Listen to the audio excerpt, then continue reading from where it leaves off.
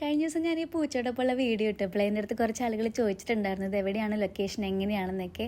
അപ്പോൾ അവർക്ക് വേണ്ടിയിട്ടാണ് കേട്ടോ ഞാൻ ഈ വീഡിയോ ചെയ്യുന്നത്. ഇത് നമ്മുടെ ദുബായ് അൽസഫയിലുള്ള വിബ്രസി കാറ്റ് കഫേയാണ്. ഞാനൊരു 1.5 വർഷത്തോളമായിട്ട് പോണം എന്ന് ആഗ്രഹിച്ചിട്ടുള്ള ഒരു സ്ഥലമായിരുന്നു. സംഭവം പുറത്തുനിന്ന് ഞാൻ കണ്ടിട്ടുണ്ടെങ്കിലും അകത്ത് കയറിയിട്ടുണ്ടായിരുന്നില്ല. 59 AED ആണ് ഇതിൻ്റെ 1 അവറിൽ വരുന്ന ചാർജ്.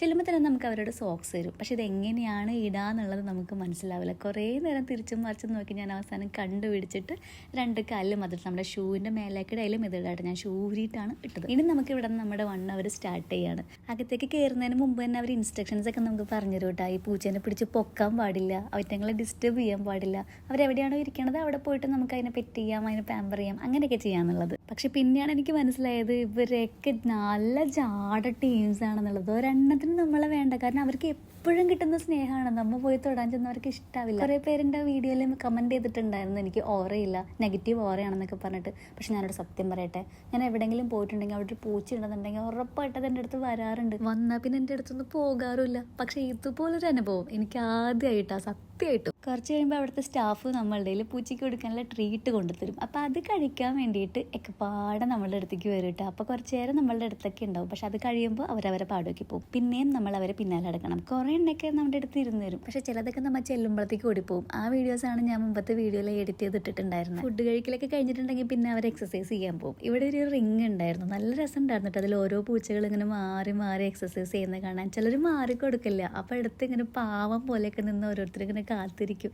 പക്ഷെ കടി വിടണമെന്നും ഉണ്ടായിരുന്നില്ല കേട്ടോ, പാവങ്ങളായിരുന്നു.